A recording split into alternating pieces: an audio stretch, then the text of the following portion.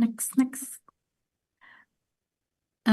Seperti biasa, akan ada deskripsi mata kuliah, kemudian capaian pembelajaran lulusan, kemudian capaian pembelajaran mata kuliah, topik, tugas, pengalaman belajar, dan persiapan pembelajaran mata kuliah dan sharing session. Nah, dari kemarin kita belum melakukan sebelum ini, Mbak. Kita belum melakukan poin 7 ini Bapak Ibu, karena keterbatasan waktu. Nah, sekarang ini mungkin kita punya lebih banyak waktu sehingga persiapan yang tadi di share oleh Pak Harum dan Pak ini itu akan kita lakukan di akhir untuk semua mata kuliah. Jadi tidak hanya per mata kuliah, tapi semua mata kuliah apa yang akan masing-masing LPTK siapkan dan kemudian kita akan sharing di situ. Mungkin nanti ketika membuat persiapan pembelajaran ini, kita akan melibatkan bukan cuma mata kuliah hari ini, tapi mata kuliah yang kemarin sudah dibahas, asesmen dan analitika, kemudian praktikum konseling individu dan praktikum konseling kelompok, itu akan juga disiapkan bagaimana persiapan kompetensi dosennya dan sebagainya, gitu. Nah, untuk selanjutnya, mata kuliah ini akan dibahas oleh Ibu Susi Fitri. Dipersilakan Bu Susi Fitri. Oke, terima kasih. Assalamualaikum warahmatullahi wabarakatuh. Senang Salam. sekali hari ini saya bisa bertemu dengan Bapak Ibu dari seluruh Indonesia. Saya mendapat tugas untuk menulis mengenai konseling keluarga. Namun ini perlu saya jelaskan terlebih dahulu, walaupun namanya konseling keluarga, tapi mata kuliah ini tidak membahas mengenai bagaimana melakukan konseling kepada keluarga. Tapi mata kuliah ini tujuannya adalah agar mahasiswa PPG bisa memahami bagaimana cara kita melihat masalah keluarga yang dialami oleh siswa kita. Karena kita tuh seringkali kan mengatakan bahwa hampir semua masalah yang dialami oleh siswa kita itu punya pengaruh keluarga. Pasti kita punya asumsi seperti itu. Tapi kita mungkin nggak punya teori bagaimana untuk menganalisis apa yang kita sebut sebagai masalah keluarga itu, gitu ya. Nah, oleh sebab itu, mata kuliah ini adalah lebih banyak mata kuliah yang kalau saya perhatikan itu mendukung mata kuliah lain. Misalnya, dia mendukung mata kuliah praktikum konseling individu supaya ketika mahasiswa kita mendapatkan kasus misalnya dalam mata kuliah konseling individu, mereka juga melihat apakah di kasus tersebut itu ada pengaruh dari problem keluarga. Begitu juga misalnya ketika mereka akan mengembangkan bimbingan kelompok atau bimbingan klasikal, mereka juga akan melihat apakah isu keluarga atau yang dialami oleh keluarga itu perlu apa ya, anak-anak itu perlu mendapatkan semacam pengayaan keterampilan tertentu agar mereka bisa bertahan gitu ya dalam menghadapi keluarga yang mereka sendiri tidak bisa ubah misalnya. Jadi dia mata kuliah ini menginspirasi mata kuliah lain gitu supaya bisa melihat dan punya alat gitu untuk melakukan analisis dan mengembangkan intervensi yang sensitif terhadap kemungkinan sensitif terhadap masalah keluarga yang dialami oleh siswa-siswa kita gitu. Jadi mata kuliah ini dimulai dari mengidentifikasi konsep dasar teori sistem dalam keluarga gitu ya. Kemudian model pendekatan konseling arus utama. Jadi mata kuliah ini tidak memperkenalkan eh, pendekatan keluarga, pendekatan konseling keluarga, tapi mata kuliah ini menggunakan konseling arus utama yang ada di praktikum konseling individu seperti mata kuliah seperti pendekatan behavioristik, pendekatan kognitif terapi, pendekatan reality terapi, dan menggunakan pendekatan-pendekatan itu untuk mengatasi masalah keluarga yang dialami oleh siswa kita. Mengingat isu atau teori keluarga itu sangat luas, Bapak Ibu gitu ya, dan pendekatannya itu sangat banyak, sementara waktu di PPG itu sangat sempit, dan kalau kita dengarkan dari kemarin sampai sekarang itu tugasnya banyak banget gitu ya. Nah, jadi mata kuliah ini berusaha untuk apa ya, mengintegrasikan hal-hal yang bisa digunakan di mata kuliah, terutama ketika mahasiswa kita PPL. Karena mata kuliah ini ada di semester 2 gitu. Jadi Bapak Ibu ya. Jadi mata kuliah ini lebih apa ya? Mungkin saya bilang lebih chill gitu ya untuk apa namanya di PPG ini karena dia tidak memperkenalkan hal yang sangat baru kecuali teori-teori yang berkaitan dengan keluarga yang bisa digunakan untuk alat analisis gitu. Nah, ini capaian pembelajarannya, Bapak Ibu ada tiga. Yang CPL pertama, beriman kepada Tuhan Yang Maha Esa dan menjunjung tinggi nilai-nilai kemanusiaan, menunjukkan sikap positif, mandiri, berjiwa usaha, bertanggung jawab, menjunjung etika profesi, berperilaku reflektif, adaptif, dan berpusat pada peserta didik. Kemudian CPL yang ketiga, menggunakan pengetahuan tentang materi dari ilmu pendidikan untuk membuat keputusan secara independen dan menjalankan tugas guru berdasarkan pemikiran yang logis. Nah, yang keempat adalah menerapkan komunikasi efektif dalam pemikiran dan argumentasi yang berkontribusi dalam peningkatan mutu pendidikan. Jadi, kami mendesain tiga topik gitu yang didasarkan pada tiga CPL ini, yang kemudian kami breakdown menjadi tiga CPMK seperti ini. Nah, kami memang apa ya, membuat khusus topik yang berkaitan dengan agama dan keluarga karena kita mengetahui bahwa di Indonesia terutama masalah hal-hal yang berkaitan dengan keluarga itu erat kaitannya dengan nilai-nilai agama. Dan oleh sebab itu maka penting buat peserta didik untuk untuk merefleksikan gitu ya apa pengaruh pengalaman keberagamaan mereka di dalam keluarga dan kemudian melihat bagaimana hal-hal tersebut digunakan atau bisa juga bias gitu ya di dalam pelaksanaan tugas mereka sebagai guru BK nantinya. Nah, yang kedua, CPMK yang kedua adalah menganalisis kasus yang berkaitan dengan penggunaan terutama teori-teori keluarga secara umum dan teori-teori keluarga yang teori-teori masalah keluarga yang spesifik. Jadi kami memilih 4 masalah keluarga yang spesifik yang berdasarkan dari bacaan teori mengenai keluarga dan pengalaman kami sendiri mengampu mata kuliah ini di S1 itu ada 4 masalah yang paling sering muncul gitu ya dari refleksi-refleksi dan juga laporan-laporan PPL mahasiswa, yaitu pertama dia berkaitan dengan penelantaran anak, kedua berkaitan dengan kekerasan dalam keluarga, ketiga berkaitan dengan sibling rivalry gitu ya. Yang keempat dia berkaitan dengan oh, nanti kita bisa lihat Bapak Ibu ya ada 4 gitu ya di situ. Nah, tagihan yang ketiga adalah merancang intervensi masalah keluarga. Jadi ini sebenarnya bisa diintegrasikan dengan kasus-kasus yang mereka dapatkan ketika di praktek di lapangan gitu. Jadi kalau misalnya mereka dapat kasus gitu ya, dan kita bisa lihat apakah atau bagaimanakah kasus itu ini dimungkinkan untuk berkaitan dengan masalah keluarga gitu. Nah, ini adalah topiknya Bapak Ibu, agama dan keluarga. Jadi agama dan pengalaman keluarga, orientasi agama, eksternalisasi dan internalisasi agama, nilai-nilai agama untuk mengatasi masalah keluarga, praktek agama sebagai cara menghadapi masalah keluarga. Yang topik yang kedua adalah keluarga dan permasalahannya. Dia berkaitan dengan pengalaman dalam keluarga, karakteristik keluarga, masalah-masalah dalam keluarga, eh, termasuk juga misalnya jenis keluarga karena kita juga belajar bahwa Indonesia itu sekarang sudah keluarga itu tidak bisa kita bayangkan sebagai keluarga yang sangat tradisional yang terdiri dari ibu bapak anak gitu tapi bentuk keluarga di Indonesia sendiri itu juga sudah beragam. Nah, karakteristik keluarga juga termasuk misalnya kita membahas mengenai keberfungsian keluarga gitu ya. Ini akan digunakan untuk melakukan semacam assessment ketika kita menghadapi anak yang bermasalah terutama berkaitan dengan keluarga.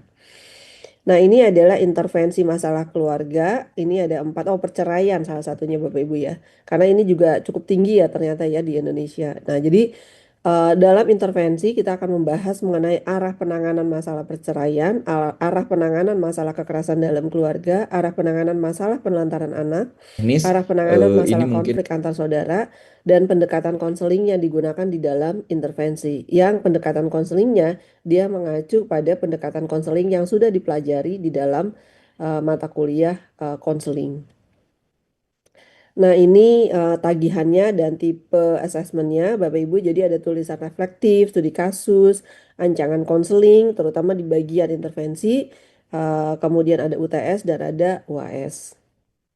Nah, ini alur pembelajarannya sama seperti sama dengan semua alur pembelajaran di mata kuliah di PPG. Dia menggunakan case base. Jadi dimulai dengan pemilihan dan desain kasus, persiapan penyelesaian kasus, diskusi penyelesaian kasus, sintesis dan refleksi dan tindak lanjut. Nah, ini eh, topik satu, Bapak Ibu, agama dan pengalaman dalam keluarga.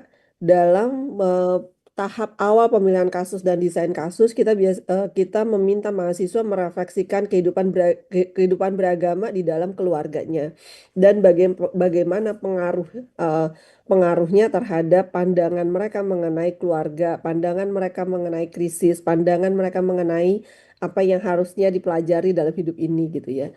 Nah, mereka juga mempelajari contoh kasus yang disajikan dan menjawab pertanyaan refleksi refleksi awal terkait kasus tersebut. Jadi kami menyediakan eh, beberapa kasus gitu Bapak Ibu yang ini berkaitan dengan bagaimana orang mendekati masalah yang kemudian dia berkaitan dengan asumsinya atau pikirannya gitu yang berkaitan dengan keagamaan gitu.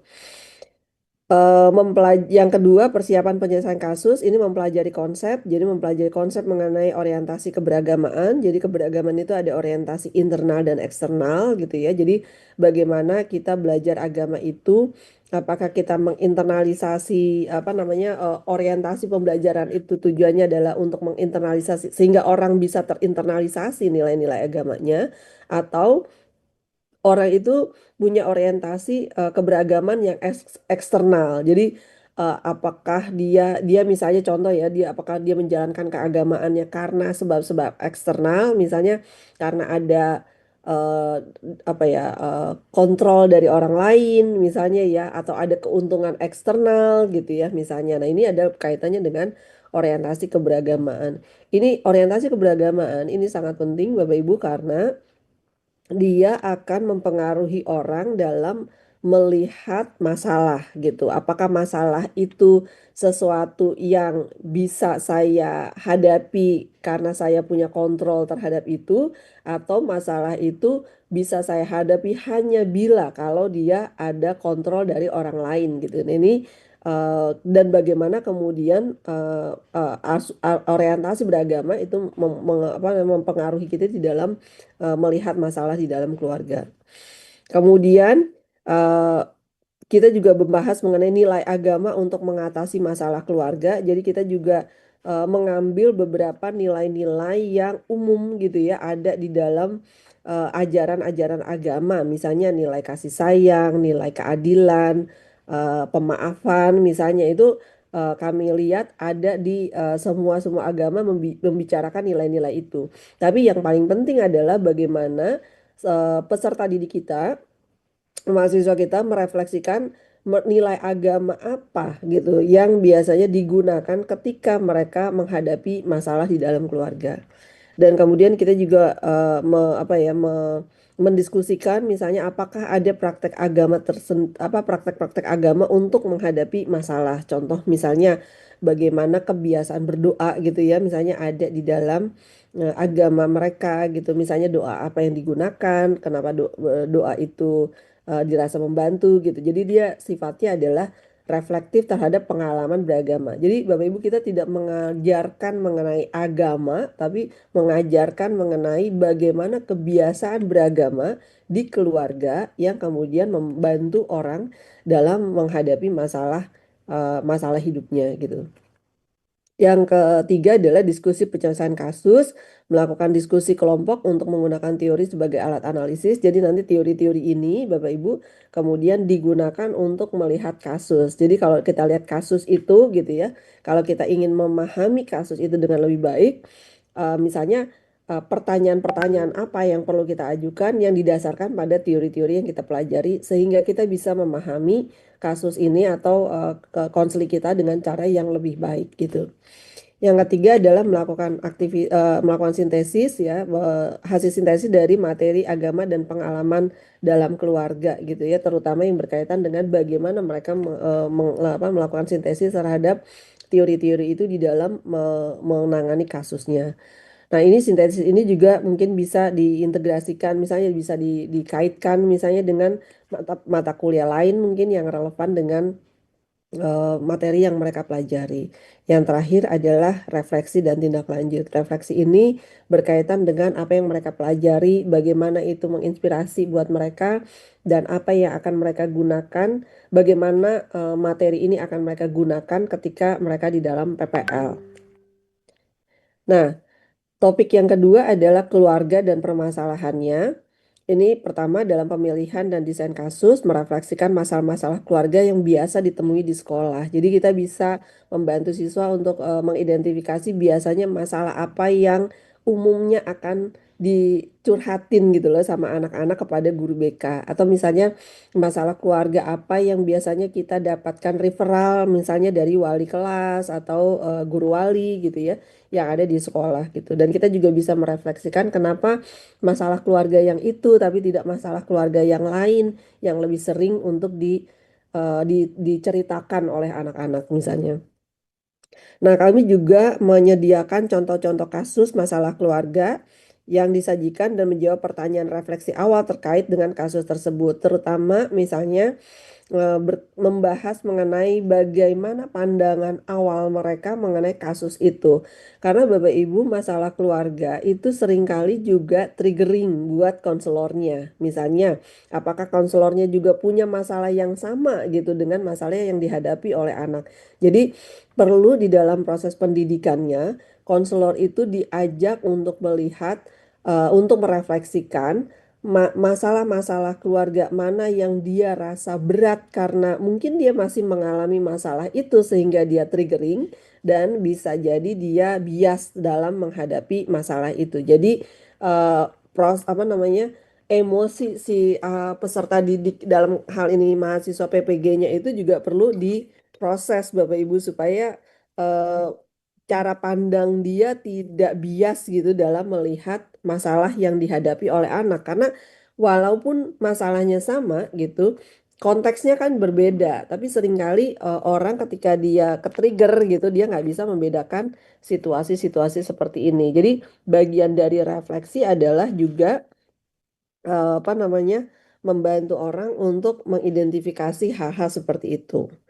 Nah, yang kedua adalah mempersiapkan penyelesaian kasus, mempelajari konsep pengalaman dalam keluarga, karakteristik keluarga, misalnya kita bicara mengenai sistem dalam keluarga, subsistem dalam keluarga, bagaimana subsistem itu mempengaruhi siswa gitu. Karena subsistem ini berkaitan juga dengan jenis keluarganya.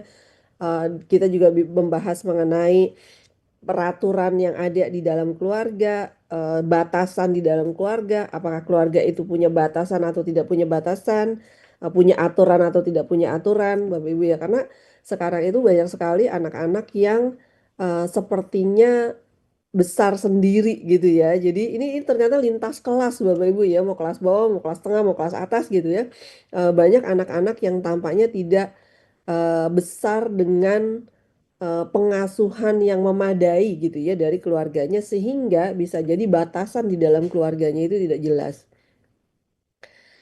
Konsep lain adalah jenis keluarga. Ini penting sekali untuk memahami jenis keluarga karena biasanya kita punya stereotip yang kita sebut sebagai keluarga itu adalah bapak, ibu, anak gitu.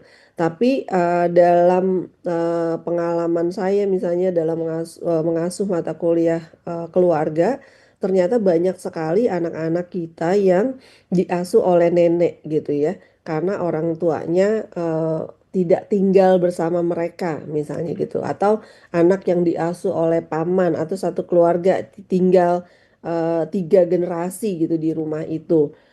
Atau juga yang seringkali mulai trennya gitu ya, mulai banyak tuh di Indonesia itu adalah apa yang kita sebut sebagai blended family. Jadi orang tua bercerai, masing-masing orang tua menikah lagi, kemudian punya anak lagi, dan ternyata ada anak-anak yang nggak dibawa oleh orang tuanya gitu. Jadi dia tinggal sama neneknya. Atau ada anak yang tinggal dengan keluarga tirinya gitu misalnya. Atau juga karena perceraian biasanya juga muncul keluarga-keluarga yang diasuh oleh single parents. Nah, kita juga seringkali stereotip single parents itu banyak diasuh oleh ibu, tapi sekarang kita juga udah melihat anak-anak yang diasuh oleh ayah sendiri. Jadi jenis keluarga itu sangat penting Bapak Ibu karena dia nanti akan membantu kita melakukan asas mengenai keberfungsian keluarga. Nah, ini ada 6 isu keberfungsian keluarga yang nanti bisa dibahas, bisa dibaca di dalam modul. Nah, yang kelima adalah 4 masalah umum dalam keluarga. Ini diambil masalah perceraian, masalah kekerasan dalam rumah tangga, penelantaran anak, dan konflik antar keluarga. Ini adalah 4 masalah yang sebenarnya sangat banyak. Seringkali dia kita apa ya kayak slippery atau kita nggak terlalu ngeliat gitu masalah hal seperti itu. Begitu juga misalnya perceraian seringkali juga ada stereotip mengenai anak broken home gitu ya. Padahal sebenarnya anak broken home juga bisa terjadi pada perkawinan yang utuh, misalnya pada anak yang mengalami kekerasan dalam rumah tangga gitu ya. Itu juga keluarga yang dalam tanda kutip broken home. Walaupun sebenarnya istilah broken home kami cenderung tidak menggunakan istilah itu karena dia bersifat pejoratif. Jadi kita membedakan keluarga itu dengan sebuah keluarga itu berfungsi atau dia tidak berfungsi. Karena keluarga bisa utuh tapi dia tidak berfungsi. Keluarga bisa tidak utuh tapi dia bisa berfungsi misalnya. Jadi kita melakukan assess terhadap keberfungsiannya. Nah, penggunaan istilah ini juga menghilangkan stereotip atau label gitu terhadap anak-anak yang orang tuanya bercerai dan membuat anak-anak yang orang tuanya tidak bercerai tapi sebenarnya keluarga tidak berfungsi menjadi visible. Nah, itu yang sangat penting juga untuk kita perhatikan. Yang juga seringkali tidak visible di kita itu adalah misalnya anak-anak yang mengalami penelantaran. Karena orang tuanya mungkin tidak bercerai, mungkin tidak ada kekerasan fisik gitu, tapi anak itu tidak diperhatikan. Nah, itu juga bagian yang seringkali nggak terlalu diperhatikan karena kita stereotip dalam melihat keluarga gitu. Nah, kemudian ada diskusi penyelesaian kasus gitu ya, menganalisis dengan menggunakan konsep-konsep ini, terutama dia juga berbicara mengenai bagaimana kita memahami apa ya perilaku yang kelihatan dengan kemungkinan masalah keluarganya. Misalnya gini Bapak Ibu, seringkali kan kita mau melihat masalah itu kemarin sudah dibahas sangat simptomatik. Jadi menganalisis masalah lewat simptom. Jadi misalnya anak yang sering terlambat, anak yang bolos, anak yang agresif, anak yang mengalami kegagalan akademik gitu ya misalnya. Nah, itu kan sesuatu yang terobservasi gitu ya. Tapi di luar itu di luar masalah yang kelihatan itu sebenarnya kalau kita menggunakan apa namanya teori keluarga, teori sistem keluarga, mungkin kita bisa melihat bahwa apakah anak-anak yang sering bolos atau menarik diri secara sosial atau underachiever, nggak atentif, misalnya nggak konsentrasi, nggak perhatian, nggak termotivasi, kadang juga perfeksionis, mungkin anak yang apa ya kelihatannya flat aja gitu ya, menyembunyikan emosi gitu ya, kesulitan konsentrasi atau misalnya sering konflik misalnya gitu. Nah, ini kan hal-hal yang terobservasi. Nah, lewat teori keluarga kita bisa melihat jangan-jangan dia ada dampak dari situasi keluarganya, misalnya apa namanya orang tua yang disengage, yang tidak terlibat gitu di dalam kehidupan anak, orang tua yang misalnya tidak mengajarkan mengenai keterampilan-keterampilan utama yang terutama berkaitan dengan emosi misalnya, atau misalnya orang tua yang karena situasi pekerjaannya itu tidak memungkinkan mereka untuk mengasuh gitu ya, apa namanya anaknya secara apa namanya secara intensif gitu di saat di usia yang sebenarnya perlu gitu ya, karena kita juga lihat bahwa kalau sekarang ada istilahnya ya hustle culture gitu ya, bagaimana work demand gitu ya, tuntutan kerja begitu tinggi kepada orang tua sehingga akhirnya orang tua seringkali mengabaikan masalah anak, atau misalnya juga abusive di dalam keluarga. Nah, bagaimana atau misalnya sistem persaudaraan yang disfungsional misalnya. Nah, ini jadi teori ini membantu mahasiswa kita untuk melihat hal-hal ini di dalam kasus-kasus yang kelihatan aja gitu. Nah, ini Bapak Ibu kemudian menganalisis masalah-masalah ini dari menggunakan teori ini untuk analisis, kemudian melakukan sintesis gitu terhadap apa yang mereka kerjakan dan kemudian melakukan refleksi dan tindak lanjut dari teori ini, kemudian apa yang akan mereka tindak lanjuti. Misalnya tindak lanjutinya itu bisa apakah mereka akan membaca mengenai isu tertentu, apakah mereka juga bisa membaca buku, kemudian mencari jurnal-jurnal yang relevan, misalnya apakah mereka akan baca nonton podcast misalnya. Jadi ada hal-hal yang bisa digunakan untuk melakukan pengayaan. Nah, yang ketiga adalah intervensi masalah keluarga. Jadi dari kasus-kasus yang sudah kita analisis tadi gitu ya, kemudian bagaimana intervensinya. Nah, kita mulai dengan refleksi dalam cara kita mengintervensi ya. Dalam pertemuan yang kemarin juga seringkali sudah dibahas ya. Seringkali ketika kita menangani intervensi, seringkali kita berpikir seperti berpikir awam tanpa konsep gitu ya. Nah, ini kita juga merefleksikan gitu ya, bagaimana biasanya kalau masalah ini umumnya ditangani oleh siswa dan kemudian apa dampaknya. Dan sambil juga kita merefleksikan bagaimana kalau kita menggunakan teori ini dan kemudian apa dampaknya. Nah, kemudian mempelajari konsep berkaitan dengan arah penanganan masalah keluarga. Ini sangat penting Bapak Ibu karena setiap masalah yang spesifik dari empat masalah tadi, dia membutuhkan arah penanganan yang berbeda. Misalnya, kalau dia anak itu misalnya mengalami kekerasan, maka arah penanganan yang perlu banget kita perhatikan itu adalah masalah keselamatan. Apakah anak ini mengalami keselamatan atau tidak, cukup aman nggak tempatnya? Karena kalau anak secara fisik tidak aman, maka dia juga tidak secure secara psikologis gitu. Jadi arah penanganan eh, untuk empat isu ini sangat penting gitu ya. Misalnya kayak perceraian gitu. Perceraian selalu menimbulkan membutuhkan apa ya adjustment tuh penyesuaian penyesuaian baru kepada anak untuk hidup dengan orang yang mungkin tidak sepenuhnya mereka terima sebelumnya gitu. Nah, jadi arah penanganan untuk memiliki keterampilan komunikasi yang baru, kemudian juga regulasi emosi, kemudian juga mungkin apa ya menata ulang asumsi-asumsi kognitif mengenai keluarga, mengenai mungkin kedukaan kehilangan dari orang tua yang satunya gitu. Itu jadi ada arah-arah penanganan untuk masalah ini. Jadi di bagian persiapan teori penyelesaian kasus kami juga memberikan semacam rambu-rambu gitu ya, bahwa kalau masalahnya ini maka arah penanganan yang bisa kita lakukan adalah berkaitan dengan hal-hal seperti ini gitu. Sehingga dia akan membantu kita untuk menentukan tujuan konselingnya itu seperti apa gitu. Dan ini juga akan menentukan pendekatan yang akan digunakan. Nah, lewat arah penanganan, kemudian mahasiswa memilih tujuan konseling dan kemudian pendekatan, maka mereka akan mendiskusikan penyelesaian kasusnya gitu ya, sesuai dengan pendekatan yang dipilih. Kemudian mereka akan melakukan aktivitas sintesis gitu ya.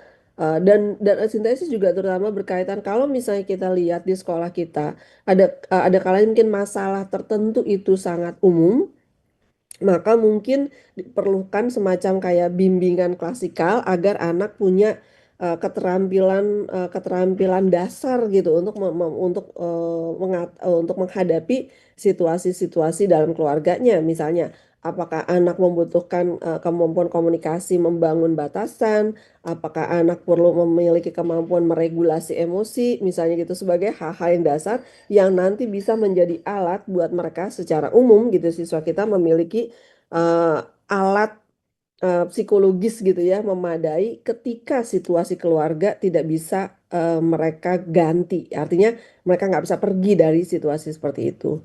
Nah, kemudian diakhiri dengan refleksi dan tindak lanjut. Jadi kami juga berharap bahwa mahasiswa juga melakukan semacam tindak lanjut untuk melihat kemungkinan pendekatan-pendekatan ini digunakan untuk mengatasi, untuk meningkatkan misalnya keterampilan-keterampilan yang spesifik gitu ya, yang diperlukan pada anak yang mengalami masalah-masalah yang berkaitan dengan keluarga. Nah, ini dua UTS dan US-nya dia berkaitan dengan esai studi kasus Bapak Ibu ya. Jadi karena ini tujuannya adalah untuk menunjang terutama mata kuliah yang berkaitan dengan konseling dan juga membantu mereka untuk memahami kasus yang sedang mereka hadapi di saat PPL. Saya pikir itu aja penjelasan dari saya. Mungkin kita bisa mulai dengan sharing dan tanya jawab. Terima kasih. Assalamualaikum warahmatullahi wabarakatuh. Waalaikumsalam warahmatullahi wabarakatuh. Waalaikumsalam warahmatullahi Baik, wabarakatuh. terima kasih Ibu Susi Fitri. Mungkin Bapak Ibu ada yang bertanya, yang akan bertanya silahkan raise hand gitu, atau sudah jelas penjelasannya dari Ibu Susi Fitri. Jadi kalau misalnya sudah jelas, kita akan masuk ke pembahasan yang selanjutnya.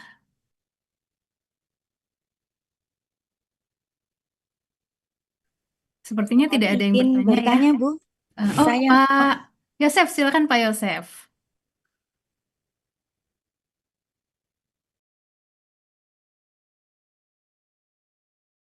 masih di mute, Pak Oke, Yos. suara saya terdengarkah? Pak Yosef seperti masih di Dengar? mute. Oke. Oh, iya.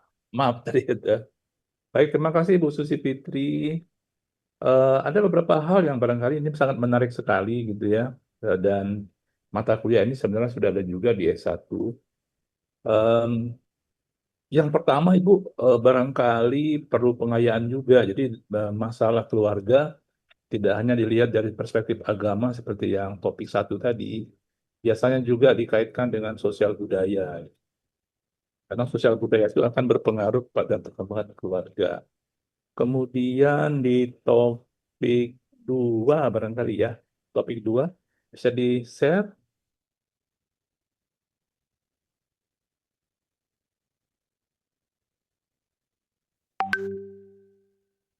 ya, topik dua, topik dua ya. Nah, di sini kan ada keluarga dan permasalahannya. Biasanya Ibu Susi, kalau kami di S1 itu ikut juga dibahas mengenai tahapan dan tugas perkembangan keluarga, karena konsepnya di dalam keluarga itu kan ada tahapan-tahapan gitu, stage. Nah, di antara stage itu biasanya timbul krisis gitu. Nah, krisis-krisis itulah biasanya bisa diidentifikasi ada masalah di sana. Nah, jadi barangkali mungkin perlu diperkaya lagi gitu ya dengan eh, tahap dan tugas perkembangan keluarga. Kalau di sini kan terbatas sekali hanya keluarga dan permasalahannya. Jadi padahal kalau menurut konsepnya permasalahan keluarga itu bisa dilihat dari tahap dan tugas perkembangan keluarga. Kira-kira mana-mana tugas perkembangan keluarga yang belum eh, dilakukan oleh keluarga atau belum berfungsi tadi istilahnya. Em, Mungkin itu saran dari kami, Bu Susi. Terima kasih. Oke. Terima kasih Pak Yosef.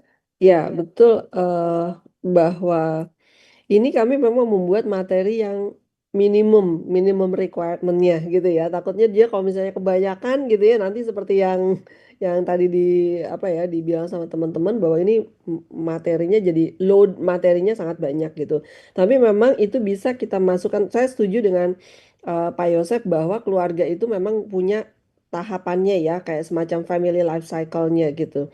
Nah, tapi memang itu akan kami apa ya kami buka untuk pengayaan. Jadi sekiranya itu dimungkinkan untuk dilakukan oleh universitas yang bersangkutan, maka dia bisa dilakukan pengayaan di di topik 2 terutama gitu. Terima kasih Pak Yosef. Terima kasih, Bu. Selanjutnya Bu Ana, silakan. Terima kasih, Bu Eka, atas kesempatannya. Terima kasih, Bu Susi.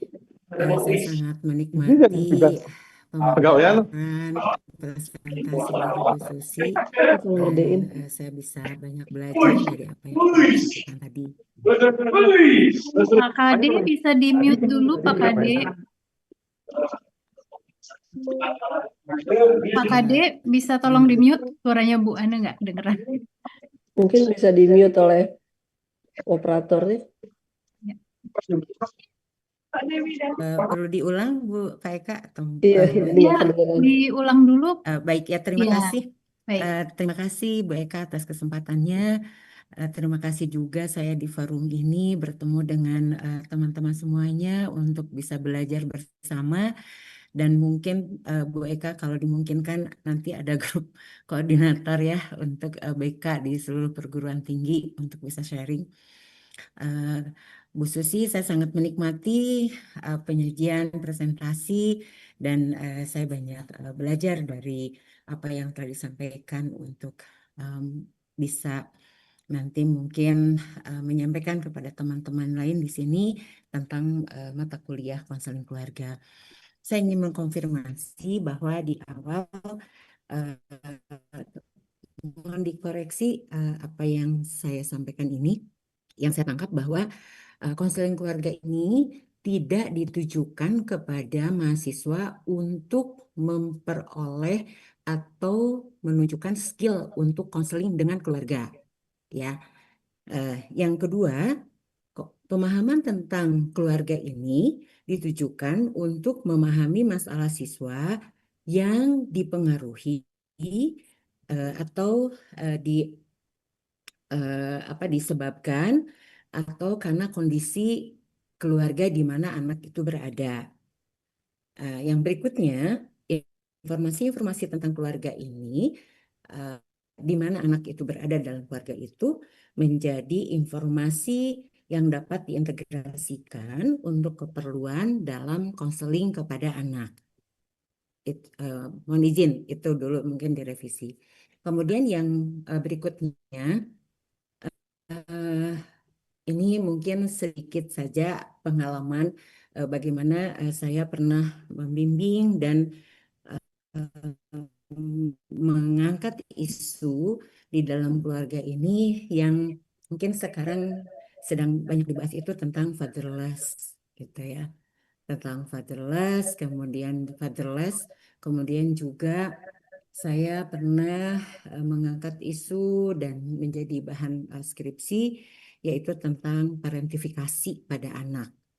Nah, ini mungkin bisa menambah bagaimana karakteristik masalah pada keluarga itu yang berakibat langsung gitu ya kepada anak dalam menjalani proses belajarnya di sekolah. Jadi itu mungkin sedikit pengalaman yang mendorong saya untuk bisa mengidentifikasi isu-isu yang terjadi di dalam keluarga. Termasuk juga tadi saya membaca di sini tentang isu tindak kekerasan, ya. Sehingga ini mungkin akan berimplikasi kepada bagaimana ada materi yang terkait dengan anak belajar untuk bisa menghindar, anak belajar untuk bisa speak up, anak untuk belajar misalnya untuk bisa ya memberikan boundaries gitu kepada perilaku-perilaku yang yang menjadi tindakan kekerasan kepada dirinya. Terima kasih Bu Susi, itu sedikit. Terima kasih banyak Bu Ana. Ya, betul. Masalah mata kuliah ini tidak untuk melakukan konseling dengan pendekatan konseling keluarga, karena pendekatan konseling keluarga dia ada teorinya tersendiri. Yang kami waktu itu dalam pertimbangan kami adalah kalau dia kita memperkenalkan hal itu, sementara sebenarnya cara berpikir kita mengenai keluarga itu masih eh, katakanlah belum banyak teorinya gitu ya, sehingga kita sehingga banyak sekali kita melihat masih sangat stereotip, masih sangat bias gitu ya, masih sangat awam gitu dalam memahami masalah keluarga. Maka kami mengkhawatirkan bahwa kalau dia menggunakan satu pendekatan tertentu, dia menjadi lebih berat, padahal sebenarnya di PPG ini kita juga ingin menguatkan sikap bahwa melakukan konseling itu harus apa namanya perlu dengan satu pendekatan tertentu. Nah, oleh sebab itu maka kami apa ya memutuskan untuk menguatkan pendekatan yang ada, namun arah penanganannya itu lebih tepat gitu di dalam penanganan masalah keluarga. Contoh misalnya betul sekali yang tadi Bu Ana ungkapkan, misalnya bagaimana anak-anak itu bisa membuat boundary, misalnya anak-anak itu belajar membuat boundary, anak-anak itu belajar speak up, anak-anak itu bisa belajar menghindar misalnya. Nah, kalau konseling yang ada gitu ya, konseling pendekatan konseling yang ada itu sebenarnya dimungkinkan gitu ya untuk apa ya, untuk membantu anak untuk memiliki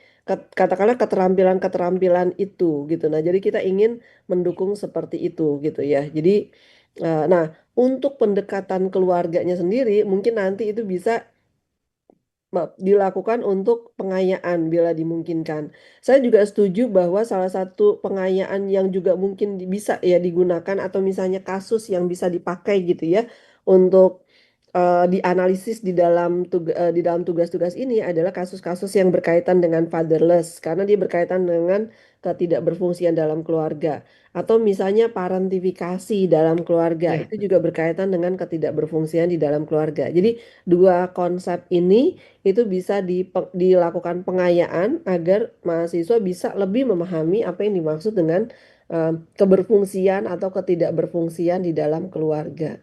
Betul Bu Pak Yosef ya. Namanya memang kami Ya, juga terima kasih mengusulkan Bu nama Susi. mata keluarga bukan konseling keluarga, tapi secara apa ya, secara administratif gitu ya, itu nggak bisa diganti gitu Ya, Pak Yosef project ya gitu. secara Mungkin project. nanti kalau dalam perbaikan atau misalnya dalam masukan mungkin nggak tahu nih PPG gitu ya bisa mengganti itu gitu. Gitu Pak Yosef.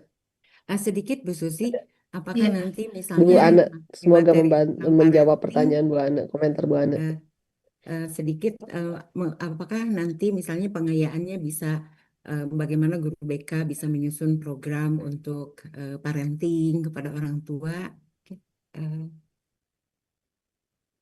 eh karena di sekolah-sekolah kan sekarang sudah mulai banyak tuh ya pertemuan guru atau bisa aja mengundang bila orang tua ke dimungkinkan sekolah gitu. di sekolah itu, Ya, nggak apa-apa Bu Ana gitu. Cuman kami memang ya, di sini itu kami memikirkan semacam kayak eh, topik minimum yang semua orang bisa mencapai, namun juga punya keleluasaan untuk melakukan apa namanya kayak pengayaan gitu di ya, bagian akhirnya. ya. Terima kasih Gitu Bu Bu Susi. Ana. Terima kasih banyak. Pak Suwarjo.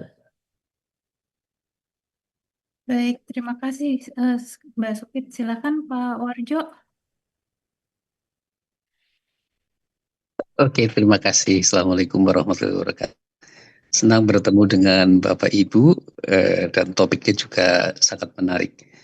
Melanjutkan tadi yang disampaikan Pak Yosep, Bu An, saya juga membayangkan ketika di sekolah konselor akan melakukan berbagai kolaborasi, lalu apa namanya dengan berbagai pihak termasuk dengan keluarga, sebetulnya bisa juga ini dikemas dalam hal masuk ke ranah preventif di satu sisi, kuratif di sisi yang lain. Nah, ketika bicara konseling keluarga, sepertinya masih juga perlu dibekali dengan berbagai pengalaman. Kalau misalnya tahun ini belum, saya kok membayangkan apakah mungkin di tahun depan itu konseling keluarga itu bisa sampai dipraktikumkan. Kenapa? Tadi yang disampaikan Bu Ano, pertemuan-pertemuan, karena sekarang ya yang saya amati di sekolah misalnya, kalau siswanya bermasalah, Lalu guru BK menelusur, oh bener aja orangnya broken, seolah-olah sudah sah. Kalau anaknya broken, lalu sudah nggak bisa ditolong ya. Saya kira ini yang harus diperbaiki. Karena mungkin orang tuanya memang tidak bisa segera dirukunkan, diperbaiki, tapi bagaimana konselor punya kemampuan untuk menekan anak ini tetap memiliki sumber yang baik, yaitu di sekolah, dengan gurunya, dengan temannya, dan bagaimana dia membangun jaringan yang lain di satu sisi. Kemudian, kalau mahasiswa PPG memiliki kemampuan melakukan konseling keluarga dengan basis teori yang kuat dan benar, menurut saya tidak berlebihan. Mengapa? Karena di S1, kajian-kajian keluarga itu sudah dilakukan di banyak prodi. Bahkan banyak prodi juga yang mencantumkan konseling keluarga meskipun tataran praktikumnya masih belum kentara. Nah, kalau PPG itu adalah penajaman praktik lapangan yang tentu saja dijembatani dengan praktik laboratorium, itu akan menjadi hal yang bagus. Kalaupun belum intensif yang konseling individual dan grup, mungkin akan bagus ketika waktu-waktu yang akan datang, konseling keluarga juga menjadi bagian dari mata kuliah yang dipraktikumkan di laboratorium, sehingga sesekali dia bisa melakukannya di sekolah sebagai tagihan. Terima kasih, itu usulan saya. Dan bahasan Bu Sufit saya kira bagus. Ini tahun ini mungkin baru pengayaan, tapi kalau ini karena tantangan keluarga juga semakin meningkat, anak-anak juga tantangannya semakin meningkat, apa tidak salah atau apa salahnya maksud saya kalau tahun depan kita juga upgrade bahkan menjadi satu skill yang memang harus dikuasai oleh calon konselor lulusan PPG. Terima kasih. Assalamualaikum warahmatullahi wabarakatuh. Waalaikumsalam warahmatullahi wabarakatuh. Ya, betul Pak Warjo. Ini memang sangat, saya jadi kepikiran gini ya. Kalau kita memang ingin membuatnya menjadi praktikum gitu di masa yang akan datang gitu ya, akan sangat penting gitu ya, buat dosen-dosen yang mengampu mata kuliah ini gitu ya. Kemudian eh, memberikan kayak masukan gitu ya di universitas-universitas yang lain gitu ya, itu bagaimana proses belajarnya dan apa problemnya gitu, sehingga sebelum kita memutuskan dia menjadi praktikum, kita bisa melihat apakah secara keseluruhan itu dimungkinkan untuk itu. Nah, walaupun begitu sebenarnya kami berharap gitu, bagi dosen yang mengampu mata kuliah praktikum konseling individu gitu ya, kalau mahasiswanya punya kemampuan teoritik yang berkaitan dengan teori keluarga ini, maka praktikum konseling individu itu bisa di apa ya?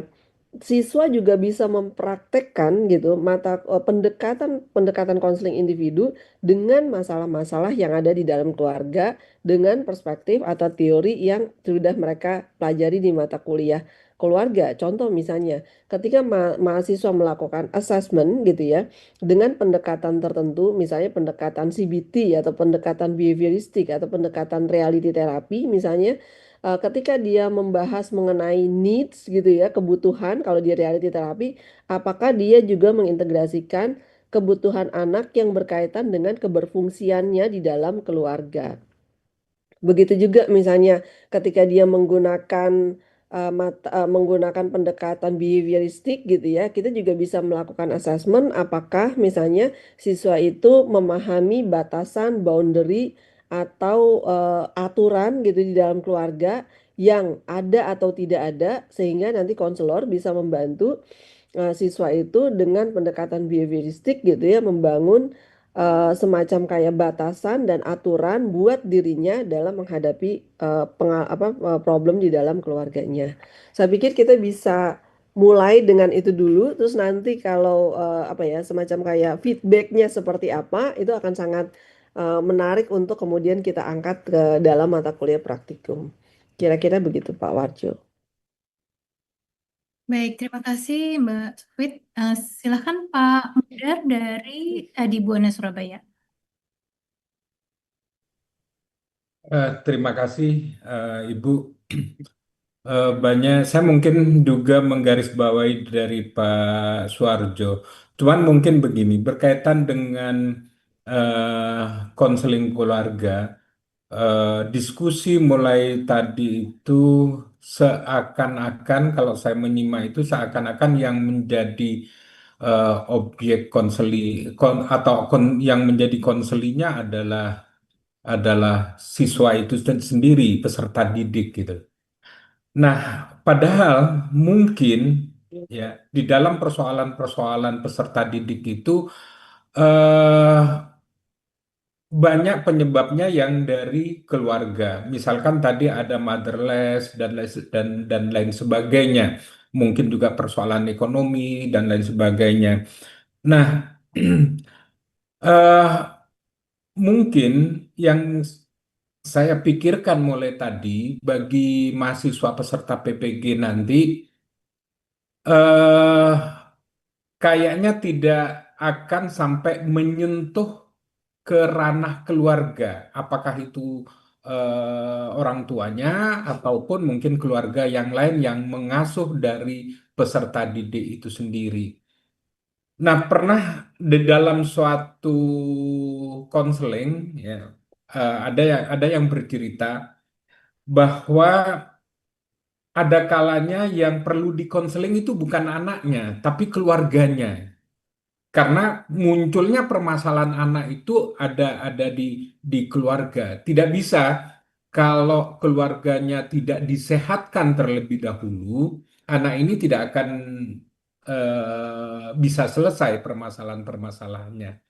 Mungkin itu. Terima kasih Bapak Ibu. Assalamualaikum warahmatullahi wabarakatuh. Oke, terima kasih Pak Muda. Ya, betul sekali ya. Oleh sebab itu, mengapa misalnya kalau di kita gitu di BK di dalam konseling ada yang disebut sebagai konseling keluarga.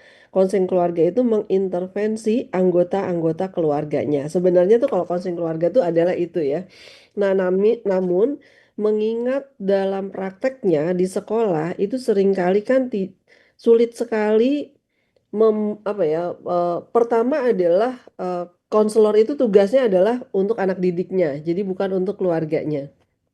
Nah, namun demikian saya pikir topik atau materi yang kita ajarkan gitu di dalam mata kuliah ini bisa juga sebenarnya digunakan ketika guru BK menghadapi orang tua. Misalnya ketika dia menghadapi ibunya atau ayahnya yang dipanggil ke sekolah gitu ya kalau anaknya punya masalah. Contoh lewat teori mengenai jenis keluarga gitu ya, kita bisa menggali pertanyaan-pertanyaan, menggali data gitu melalui pertanyaan-pertanyaan yang dibangun dari apa ya, yang dibangun dari kemampuan kita memahami masalah teori, memahami jenis keluarga. Atau juga kita bisa mengajukan pertanyaan-pertanyaan kepada orang tua untuk melakukan semacam assessment mengenai sistem di dalam keluarga. Misalnya apakah ada unsur, misalnya apakah unsur orang tua itu terpenuhi atau tidak gitu. Atau apakah unsur pengasuhan itu terdiri dari siapa aja. Karena kan kita seringkali menganggap dalam sistem keluarga unsur pengasuhan itu ayah ibu. Tapi kalau kita misalnya melihat bahwa subsistem dalam keluarga itu banyak, bisa jadi sebenarnya unsur pengasuhan itu mungkin bukan ibu atau bukan mungkin bapak tapi nenek atau bahkan tetangga misalnya gitu. Jadi teori itu juga digunakan untuk menggali data dari orang tua. Begitu juga misalnya kalau kita ingin melakukan menggali data dengan menggunakan teori keberfungsian keluarga itu juga bisa kita ajukan kepada orang tuanya. Sehingga dengan begitu keluarga jadi sadar situasi keluarganya sendiri gitu. Itu satu. Kedua, dengan penjelasan pada materi 4 masalah misalnya kayak tentang perceraian, kemudian kekerasan, kemudian sibling dan penelantaran. Kalau kita memahami teori itu dan kemudian kita juga bisa bertanya untuk menggali data. Jadi ada alat teoritik untuk menggali data kepada orang tua yang sifatnya tidak awam. Contoh misalnya Bapak Ibu dalam misalnya teori apa namanya materi mengenai perceraian aja gitu Bapak Ibu. Dengan kita mengajukan pertanyaan-pertanyaan yang nanti bisa dibaca di dalam modulnya mengenai perceraian, kita juga bisa melihat apakah orang tuanya juga sudah melakukan penyesuaian diri atau tidak di dalam keluarga barunya gitu. Yang kalau dia tidak terjadi, maka kita bisa melihat efeknya kepada anak-anak. Tapi juga konseling kan sebenarnya dia punya efek gini Bapak Ibu. Jadi kalau orang ditanya, dia menjadi berpikir sehingga dia bisa melihat problem. Tapi kalau misalnya dia tidak ditanya, dia nggak melihat masalahnya. Nah, saya pikir materi-materi atau topik-topik, teori-teori yang disajikan di dalam modulnya gitu nanti itu bisa digunakan eh, untuk apa ya, membuat semacam pertanyaan-pertanyaan asesmen baik buat si muridnya sendiri maupun ketika si guru BK berhadapan dengan orang tuanya gitu. Itu Pak Mudar. Terima Ya, kasih. ya Bu, terima kasih. Walaupun sebenarnya kadang-kadang saya terpikir begini, orang tuanya biasanya kan, apalagi yang mohon maaf, kadang-kadang yang bermasalah marah orang tua yang memiliki pendidikan tinggi, gitu.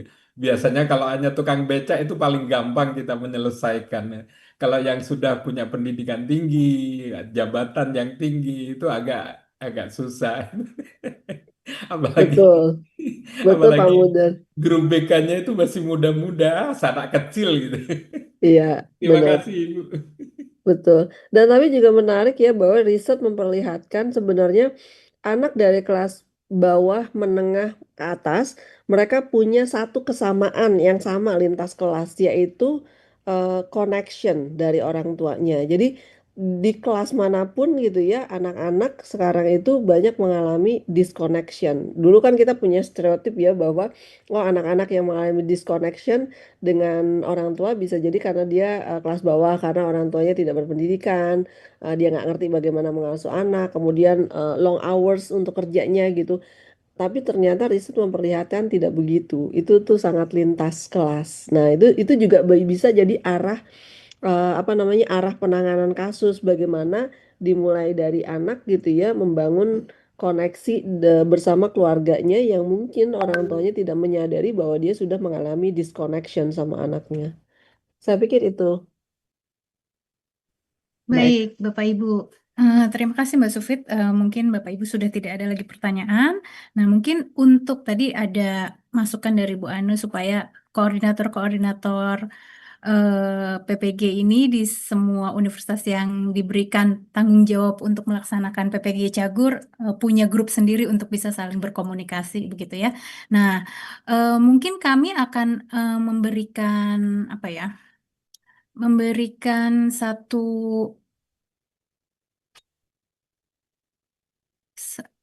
Nah, ini ada satu hal yang diharapkan bisa dipersiapkan dari Bapak Ibu yang akan mengampu mata kuliah semua mata kuliah yang ada di BK gitu ya, baik mulai dari mata kuliah yang sebelumnya, mata kuliah asesmen dan layanan BK, praktikum konseling individu, praktikum konseling kelompok, kemudian pengembangan program BK dan juga konseling keluarga.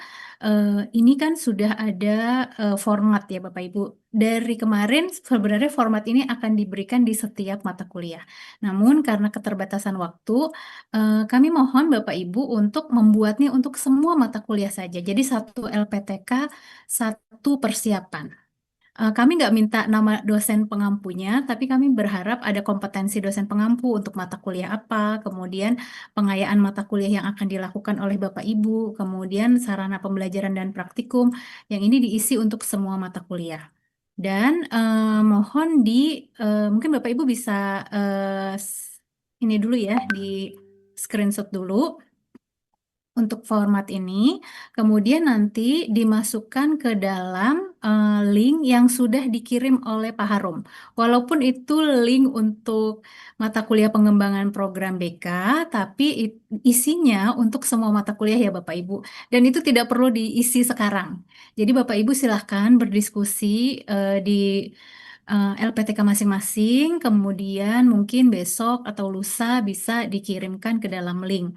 Dan untuk bisa memberikan informasi kepada Bapak Ibu tentang nama-nama koordinator, kemudian nomornya, mungkin Bapak Ibu di dalam format ini bisa menambahkan koordinatornya siapa namanya, kemudian nomor teleponnya, dan kemudian juga dari LPTK mana, sehingga nanti hasil ini akan kami rangkum untuk bisa diberikan ke Bapak Ibu lagi, begitu ya. Terima kasih Bapak Ibu.